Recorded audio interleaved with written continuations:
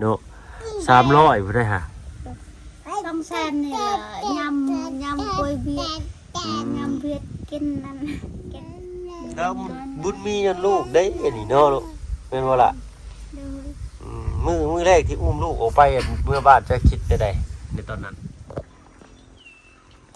พี่น้อยเนาะเปิดคลิปเปิดภาพมาบ้านนี้ก็ป๊าดโตเนาะบ่จักกองหินบ่จักกองทรายบ่จักกองปูนกองแล้วนี่ละนาดเนาะลูกตื่นแล้วได้ฮะปึ๊บโอ้ตกลูกตกปลาตกเกือบเกือบตกเนาะโอ้ยพี่น้อยเนาะใช่ลูกใช่ไปนึงเจ้สิจ้าเด้เกือบตกพี่น้อยเนาะนี่กี่ใครเนี้ยได้ยินเสียงเพิ่นแล่นมาขุบเอาทันกี่นี่เอาเนาะทั้งพ่อเพิ่นบ่อยู่ทั้งพ่อเพิ่นไปแก่กล้วยเนาะเอาถ่ายน้องพลักลายกับบ่ได้พี่น้อยเนาะบ่ได้เป็นเด็กเนาะให้น้องเพิ่นใส่ส่งให้ลูกเพิ่นก่อนสักหน่อยพี่น้อยเนาะเอาก่อนอื่นเด้อพี่น้อย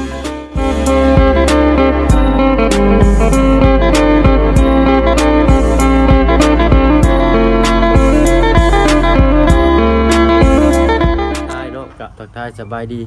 ผู้ใหญ่ใจดีเลยกับ FC เบิร์ดทุกท่านที่เขามาประชมช่อง YouTube บ่เพิ่งเคยละคือเก่าพี่น้อยเนาะว่าฝั่งไทยฝั่งลาวแล้วก็ทั้งฝั่งต่างประเทศก็ยินดีต้อนรับเข้าสู่ช่อง YouTube บ่เพิ่งเคยละอีกเช่นเคยพี่น้อยเนาะมาแวะเวียนเบิ่งบ้านช่องเงินซ่านของน้องอาเจียงก่อนนั่นน่ะอันนี้เพิ่นก็เฮ็ดกับที่เขาว่าอยู่เพิ่นก็ได้เนาะหลักการมันก็ต้องอย่างซี่แหละนะโอ้ยเสานี่สูงอีหลีนี่เนาะ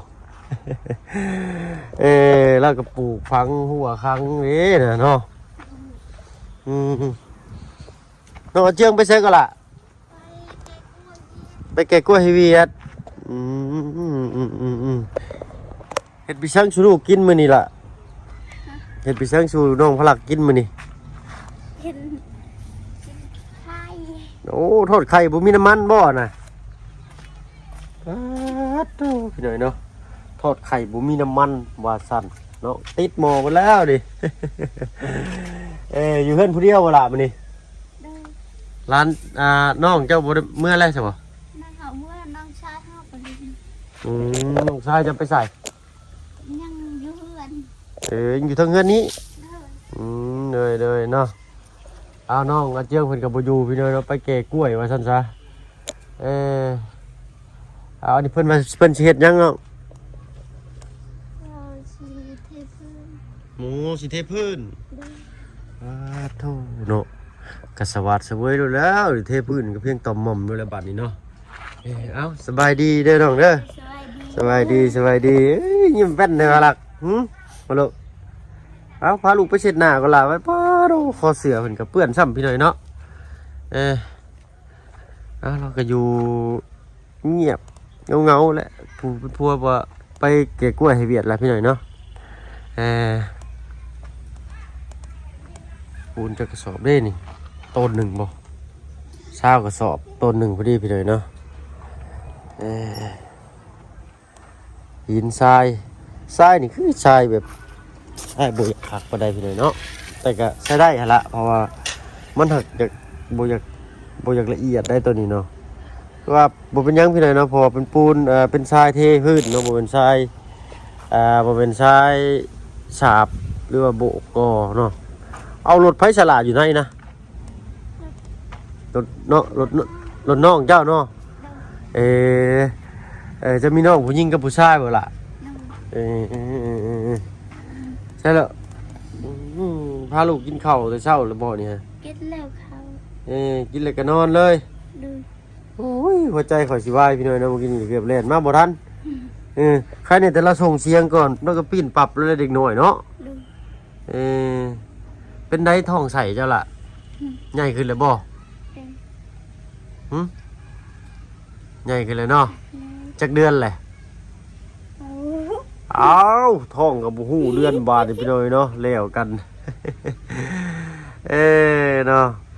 เอาส่วนทางนี้ตั้งเพิ่นบ่ฮู้มื้อวันอะไรได้พี่น้อยเนาะออกมื้อใดก็แม่นมื้อนั้นเราได้เนาะ เป็นได้ฟันดีอยู่บ่ล่ะ บ่พันยัง เฮาบ่ได้ฟันเลย เด้อ ดินนี่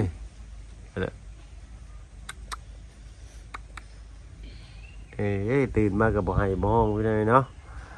น้องพลักคนโก้นอนเจ้าเพิ่นไปแต่จักโมงล่ะ ไปแต่4 โมง ไปแต่ตี4 โมงเช้าเลย ดู ปอไปแก่อยู่ไสอ่ะ ไปตัดอยู่ชวนแล้วไปแก้อยู่เวียด เอาไปตัดอยู่สวนเพิ่นเลยแก่ๆเขาเวียดเลย ดู ปอโตเนาะบ่เป็นใกล้ๆได้พี่น้อยเนาะเพิ่นให้แนวใดน่ะเพิ่นให้เป็นเที่ยวบ่เลย จั น่ะ กแล้ว ผมเป็นผัวเอาเงินมาให้เท่าไรก็เท่านั้นเนาะ ดู เพิ่นเอาให้แต่ละเทื่อเท่าไร จักแล้วเราบ่ได้ไป อ้าวบ่เราไปแต่ละเทื่อเราเอาเงินมาให้เจ้าเทื่อละเท่าไรสินะ ซ้ำซ้าย 200,000โอ้ถือว่าได้หลายอยู่เด้อพี่น้อยเนาะ300พุ่นได้ฮะ ซ้ำแซนนี่ล่ะยำกล้วยเวียดยำเวียดกินนั่นกินหยัง เป็นจีน กินจีนฉันเราบ่กินจีนบ่ได้ใช่ไหม เเพิ่นเอาไปไหว้เพิ่นไปนั่นเนาะเอาเพิ่นกินกุจีนเด้อพี่น้อยเด้อเนาะเวียดว่ากินกุจีนว่าซั่นซะเนาะไปชื่ออื่นใดๆก็คือกุจีนนั่นแหละเนาะน้องชายจะมาแต่จักมื้อนี่ล่ะ ก็ไปแต่ตอนแรงเมื่อวานนี่ อ๋อมาแต่ตอนแรกเมื่อวานนี่เนาะ ดู ตอนนี้ยังนอนอยู่ถึงเฮือนอยู่บ่ ดู อืมนะเป็นได้น้ำในฟืนไฟน้ำไหลปกติคือเก่าบ่ ดู เบิ่งไปเบิ่งก่อนพี่หน่อยเนาะทางนอกเพิ่นได้อันเฮ็ดคือบ่เพิ่งว่าอยู่บ่ทางน้ำมันตักก็เต็มตลอดเด้อล่ะเด้อเนาะน้ำในกระถางฟ้านี่ก็เปิดให้เต็มตลอดโลดเพราะว่ายันน้ำบ่มามันสิลำบากจังเจ้าแหละเด้อเนาะเอาเพิ่นสิเทพื้นพี่หน่อยเนาะเท่าไรล่ะค่าสร้างฮู้อยู่บ่ บางเสียงว่าสิล้าน เทพื้นเทฮอดกันเปื้อนพ่อเป็นบ่4 ล้านพี่หน่อยนะเบิดนี่พ่อเลยติเนาะงบมันยังพอไปเลยเนาะ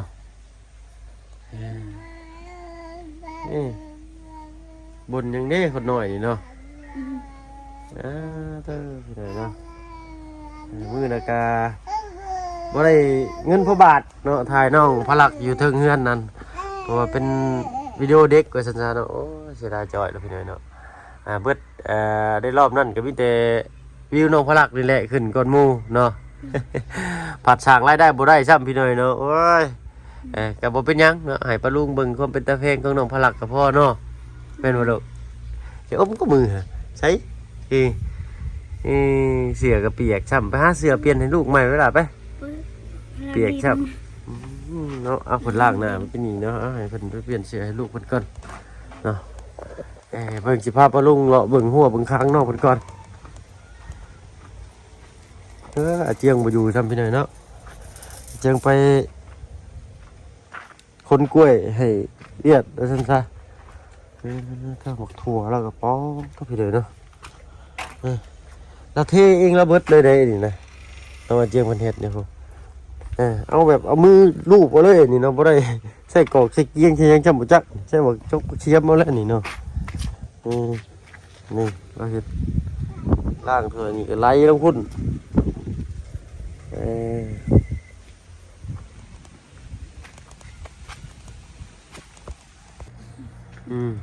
เรียบร้อยลูก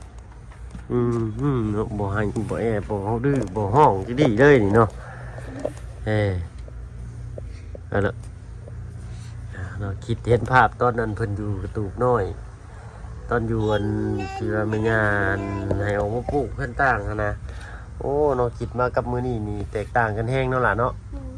ดีใจบ่ ดีใจทางผู้ใหญ่ใจดีเลยดีใจทางพวกทำงานอาย เหนื่อยเนาะก็จะคิดว่าแนวใดเราก็ได้เนาะเป็นคอยก็ดีใจคือกันแหละเป็นแนวใดรถใหม่ขี่ม่วนขี่นิ่มอยู่บ่ขี่นิ่มอยู่เนาะทางเบาเจียงเพิ่นเอารถแกกล้วยไปแกเนาะอันนี้เอาไว้ช้อนเมียไปเวียดเนาะไปอันกินลมชมวิวว่าซั่นซะ นะนี่รถบ่รู้นะเน้นเน้นเน้นเน้นอยู่อารมณ์ดีแท้เอาละนี่คืออารมณ์ดีแท้เอาละเป็นวัดบ่นะ เป็นวัด แขวเล่มหนึ่ง6 เล่มแขวลายก็แขวเบาอีกเบิ่งนี่แขวลายก็แขวลูกอีกนี่นี่เฮ้ยแขวเลยนี่เจ็บเหงือกพี่หน่อยเนาะเอามาไปทอนแขวมาได้ประมาณจังมือแต่วันที่6หรือที่11วันที่5ที่4ที่5ที่5 6 7 8 9 10 11หาก็ได้6 มื้อปุ่นแหละอาทิตย์หน้าพุ่นแหละพี่น้องจึงสิได้ไปใส่แคบวอร์มสิใส่แบบติดเอาเนาะเพราะว่าใส่เป็นเล่มทาวรฟังลากไปแกใส่เกี่ยวดับเข้าไปนะมันแพงหลายเนาะ11,500 บาทโอ้บอยพี่น้อง2 เล่มกับป้าไป 21,000 แหละ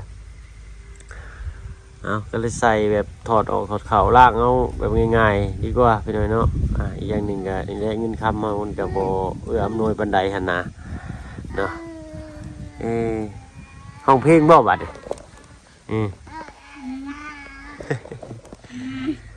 อะไรเนาะเป็นประเพลงครับแล้วบุญมียันลูกได้นี่เนาะลูกเป็นว่าล่ะมือแรกที่อุ้มลูกออกไปเมื่อบ้านจะคิดได้ในตอนนั้นคิดมิแต่ว่าอยากไปอันวิทย์แต่ก็เศร้าเนาะเราผู้พันบ่แบบได้แบบนี้ไปกินผู้พันเลยจะได้แบบนี้เนาะโอ้ไปตายกันดีใจเลยเนาะน้องชายจะมือได้สบายน้องห้ามน้องชายจะสิมือนี่เนาะต้นคำบ่ขึ้นมาละเมื่อ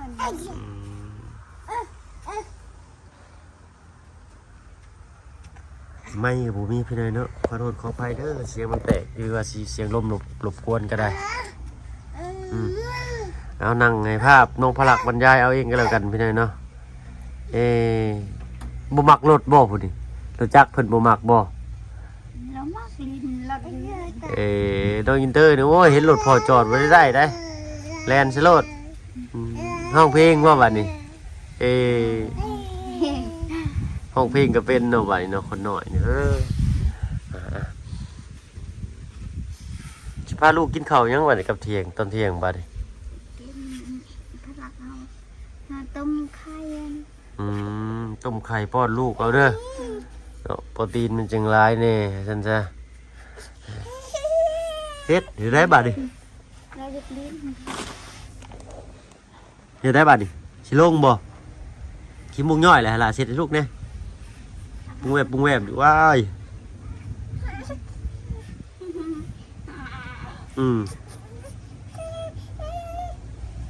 ผ่าแข้งคนประจักษ์เจ็บบาดดังลูกได้แล้วเนาะผ่านิ่มคือหายแต่ละมื้อนี้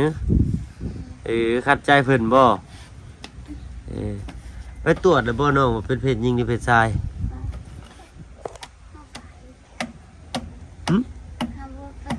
มันยังบ่ได้ไปตรวจเลยฮู้แต่ว่าท้องเนาะน้องพลักก็สิได้น้องใหม่เด้อน้องพลักเด้อนี่เด้อ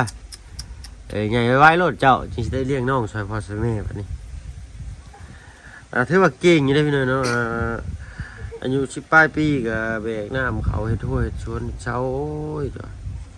พิลึกพิลีได้มียังอ่ะนะใช่น้ำเปล่าเขาเล่นน้ำแน่ไม่ใช่น้ำเปล่าเขาเล่นน้ำเลยมั้ยเพื่อนช่ำฮะมันแดดแล้วจะสักเดี๋ยวล่ะเราจะแสบแผลจะสักคัดเลยอ่ะเราลิ้นมันโอ้เปื่อนมันแล้วน่ะเราลิ้นมันดิน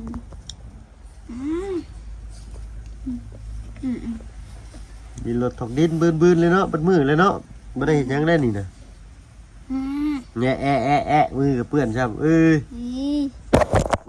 โทรศัพท์กับพิวพอโทรศัพท์ปั่นอยู่เลยนะผมลงงามไหนผมแข็งสีตรี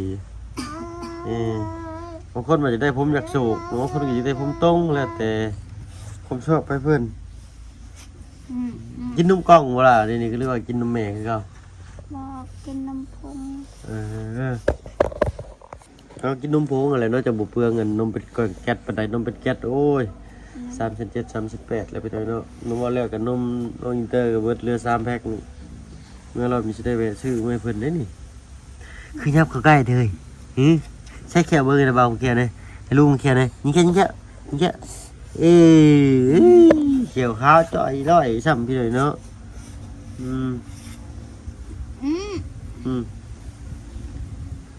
เจ้าบุหาศาสตร์ตะพูนี่เดี๋ยวจะพาลูกนางก็ตกเลยเนี่ยบ่เอาคือครับจ้าแหละจะถือจ้าบ่นะมันกัดไปเลยเนาะยัดประตูผัดตีแห้งประตูมันแตกก็เลยห้องไว้ก่อนเนาะ